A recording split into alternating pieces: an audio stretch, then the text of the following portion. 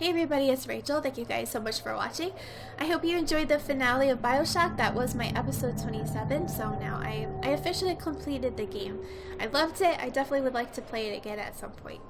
But before I go and wrap this up, I wanted to explore the museum. And this looks to be a museum of orphaned concepts that were abandoned or heavily reworked. Let's just read this. Welcome to the Museum of Orphaned Concepts, a guided tour of ideas that Irrational Games discarded or reworked heavily during the making of the original BioShock. So that's all I peeked at. I didn't actually go any further than this just to see what this was, but now I want to. Now that I completed the game, I kind of feel like there's no spoilers now. Like I want to see what's down here, and I thought I'd share it with you guys. So let's take a look.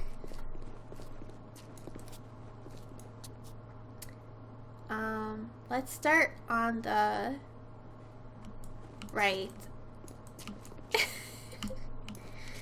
These are Big Daddies. This is so cool. I love this idea. Wow, they're huge. This is what they would have looked like, but Rosie, the face got definitely changed a lot, and it's got the arm is like holding this barrel thing.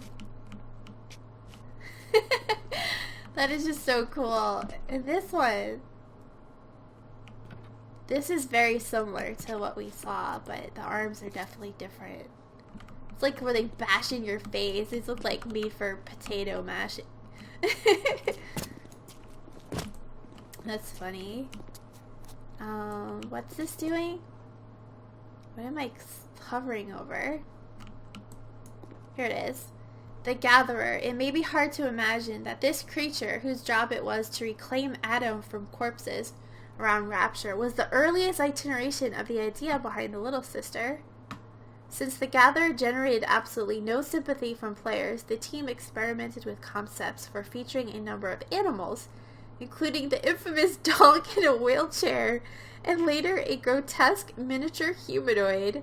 Finally, a concept sketch of a deformed child inspired the Eureka moment responsible for Little Sisters. Aww, they were gonna use a slug. Yeah, who cares about a slug? That is so funny. What's it? What am I hovering over? And what's this? It just looks like walkways. And this is a big whale. Hanging sea life. Not as much as a concept as an Easter egg for observant museum visitors. These sea creatures can be seen swimming past the player's view during the bathysphere ride down to Rapture. Big blue whale.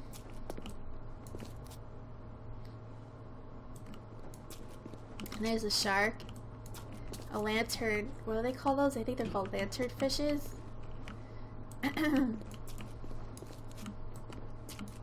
This is so cool. More Big Daddy pictures. This looks like a Rosie. A skinny Rosie. That's very man-like Rosie. Oh wait. Exhibit. Protector concept art. The Big Daddies, originally called Protectors, were envisioned as dive-suited construction workers retasked with the defense of atom gatherers. They used construction tools or improvised weapons that looked like they had been found on the sea floor. From left to right are early concepts for the melee, ranged, and slow projectile. Holy crap, what is this dude? Wow, he's scary looking. They should have kept this guy in. Look, he didn't even have all of his, it's got like black, like no textures on it. He looks like a gigantic slug man. So cool though. I really like that one. And this is like art of the inside of Rapture. Wow, look at this dude. This is definitely a splicer. The hooks.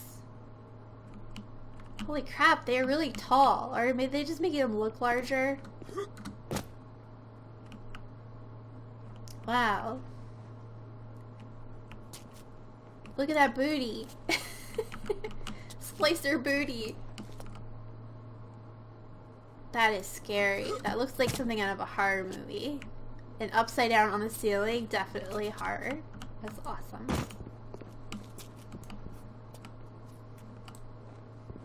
And more big daddies. These look a lot more like Rosie, except for this guy. And let's look over here. Look at this dude. Wow. Dude, you're like the scariest thing I've ever seen in my life. I'm glad they cut you out. Ranged aggressor. He looks like really freaky. With humongous feet. And a nasty big toe. Oh man, it's like gross. It's like it's like got like eels growing on his arm. And this guy. This must have been so fun for the developers, like the people that did the art and stuff, like their creativeness. Look at the size of the hands. He's got blood. Oh, exhibit pream hands. Before solidifying the fiction around Adam, Irrational experimented with the idea of it being an external injected substance. There you can see us playing around with Adam being mechanically injected, said lead artist Sean Robertson. So this splicer's got vials of it on his belt. This model was created but never made it into the game in any form. Am I missing some of the pop-ups? Here we go. I think they're all, I have to look at it the correct way. This one's called Stitchy.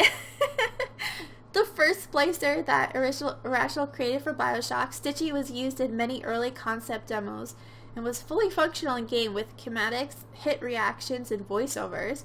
It took us that long to realize he wasn't a good model. This is probably the worst abortion that they aborted him. Well, look at him. I would abort him too. I'm glad they got rid of him. Let's go back because I think I missed some of the writing. This one is Hooker. The big booty Hooker. Created around the same time as Stitchy and the Grenadier. This splicer was dubbed the Hooker because of her weapon of choice. This concept evolved into the Spider Splicer. When it was decided that the splicer models could fill any behavior role, and the Hooker model later became the Baby Jane Splicer. What about this guy? Oh, he's the Grenadier. This gray Elephantine Splicer was an early Grenadier from the same period of development as Stitchy and the Hooker. He was the guy who spliced to carry around giant grenades and throw them at you. Yeah. The Doctor did that a lot. The levels with the fire, whatever. This one's an early bouncer. He had a flat-headed drill at the end of each arm. Well, yeah, obviously they made the drill more drilly.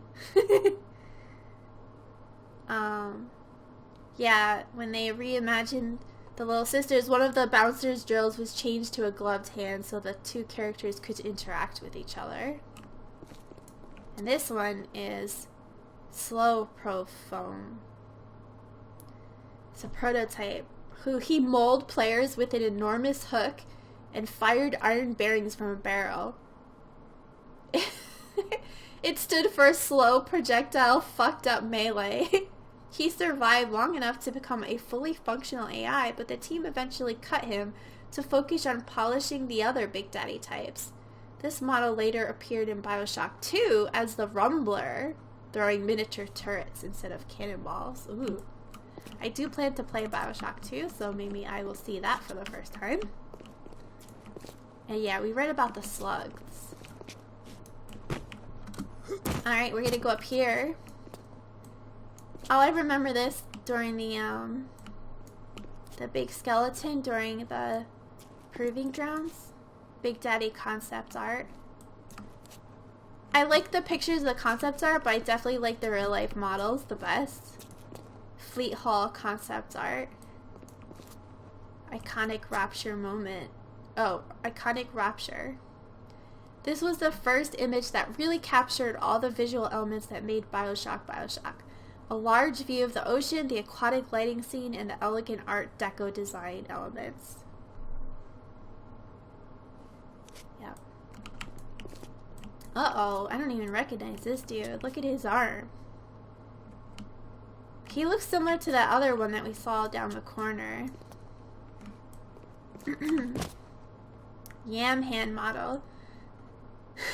Yam hand. He was the poster child of the conceptual phase that preceded the decision to go with human enemies. I point out the drawings behind the model. You can see the top one got built, but the other two informed the designs as well. As we trended more towards humanoids, the Scooby monsters got goofier and less scary. Yeah, that's not human. It's like half human.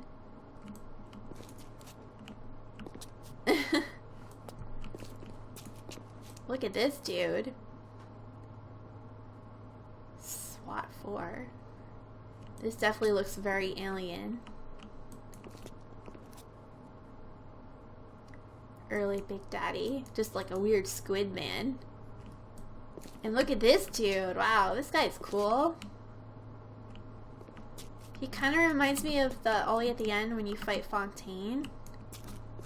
Like his face. Missing link model. This character is essentially the missing link between the grotesque early designs and the human splicers that appeared in BioShock. This is the last bad model we did before moving on to what actually went into the shipping game. After playing with him for a while, we just said, why don't we use human instead? I always thought of these Scooby-Doo monsters because they were too inhuman to invoke empathy. I really wish they had a part of the museum where, like, they show you the actual ones that they kept. Kind of like in a lineup, like, an evolutionary lineup where you start with, like, a monkey, an ape, and you keep going up till you get, like, the fully developed human. Like, it would be cool if they did that, showing the final model that they went with. I feel like that would be a cool addition to the museum. Alright, so that's it. I looked around. I don't think I missed anything. Of everything, my favorite is Big Booty Hooker. I like her. She's cool. And this guy over here.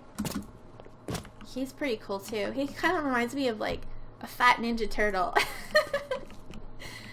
Alright, so that's it. I think I'm going to take a picture. That way I can use this one in my thumbnail or something. I don't know. Let's do it right here. Alright, so I'm going to go now, and so thank you for watching my quick little museum tour, and I do plan to play BioShock 2 Remastered, so that's definitely on the list. It's in the pipeline. If you enjoyed this video, make sure you leave me a like. I hope you enjoyed my whole BioShock Remastered blind playthrough. It was a ton of fun. And I would like I said, I would definitely play the game again. I was looking at my Steam achievements and I only got like 38% or something. Somewhere around there. So there's a lot of different, I could definitely replay it if I was trying to get some of those Steam achievements. Alright, I will see you guys next time. Bye bye.